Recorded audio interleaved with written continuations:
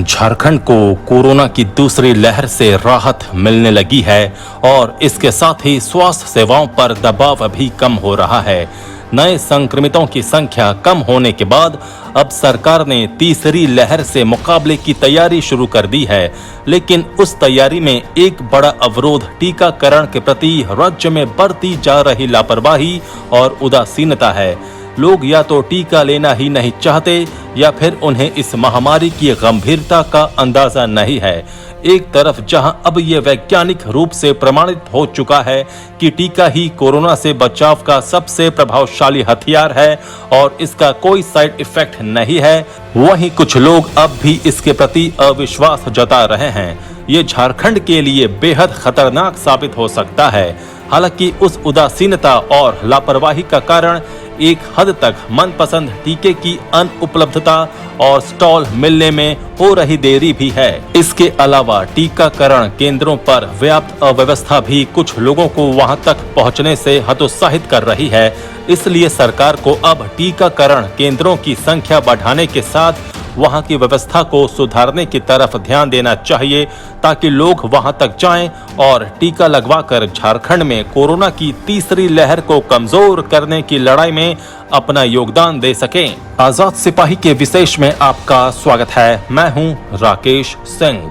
कोकर के रहने वाले संजीव और उनके घर के 3 सदस्य जो 18 से 44 वर्ग आयु वर्ग में हैं, पिछले 8 दिन से टीका लगवाने के लिए स्लॉट बुक करने की कोशिश कर रहे हैं।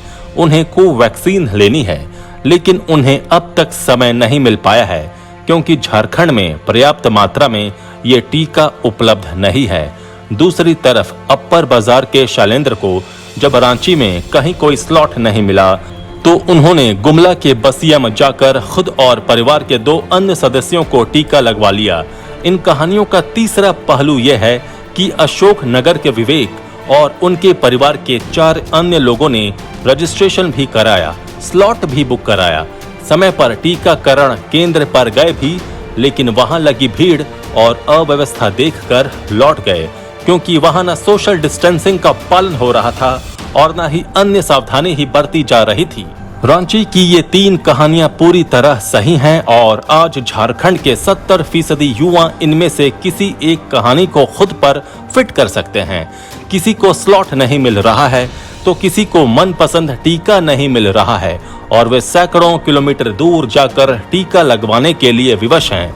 इसमें तीसरा वर्ग वो है जिसे स्लॉट मिलता भी है तो वो टीकाकरण केंद्र पर व्याप्त अव्यवस्था को देखकर लौट जाता है क्योंकि वहां टीके के साथ उसे संक्रमण का उपहार मुफ्त में मिलने की आशंका रहती है।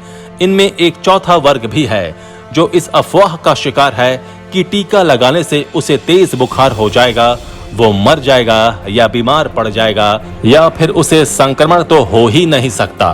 कोरोना की दूसरी लहर का जोर कम होने के बाद झारखंड सरकार ने अब इसकी तीसरी लहर से मुकाबले की तैयारी शुरू कर दी है, लेकिन इस मुकाबले के सबसे मजबूत हथियार यानी टीकाकरण ही कमजोर हो रहा है। सरकार को इस मोर्चे पर अभी बहुत अधिक काम करना होगा। सबसे पहले तो लोगों के मन में बैठे अविश्वास के भूत को भगाना होगा और इसके लिए प्रचार प्रसार के साथ टीका लगवाने के लिए उसे प्रोत्साहित करने का अभियान चलाने की जरूरत है। इस काम में समाज के हर वर्ग को, यहाँ तक कि गांव में काम करने वाले संगठनों तक को सक्रिय रूप से जोड़ना होगा। इसके बाद टीके की उपलब्धता सुनिश्चित करनी होगी ताकि लोगों को आसानी से मनपसंद टीका मिल सके। हालांकि ये सच है कि अपनी इच्छा के अनुसार टीका प्राप्त करना राज्य सरकार के नियंत्रण में नहीं है। ये पूरी तरह केंद्र पर निर्भर है कि किस राज्य को कितना और कब टीका मिलेगा। भले ही ऑर्डर और पैसा राज्य सरकार ने दिया है, लेकिन ये कोशिश तो की ही जा सकती है कि निर्माता कंपनियों से बात कर टीके की पर्याप्त खेप हासिल कर लिया जाए। इस मोर्चे पर राज्य सरकार के नियंत्रण में जो काम है उसमें टीकाकरण केंद्रों की संख्या बढ़ाना और उन केंद्रों पर व्यवस्था सुनिश्चित करना शामिल है। इस तरफ तत्काल ध्यान दिए जाने की जरूरत है ताकि लोगों को उनके घरों के आसपास ही टीका लगवाने की सुविधा मिल सके। इतना ही नहीं, ऑफलाइन रजिस्ट्रेशन और स्लॉट बुकिंग का तरीका भी अपनाया जा सकता है। टीकाकरण केंद्रों पर सोशल डिस्टेंसिंग जैसे प्रोटोकॉल का पालन कराना भी जरूरी है, वरना तीसरी लहर के हॉटस्पॉट के रूप में उनकी पहचान ही कायम हो जाएगी। एक भी केंद्र से यदि संक्रमण फैला तो पूरा टीकाकरण अभियान ही खतरे में पड़ जाएगा।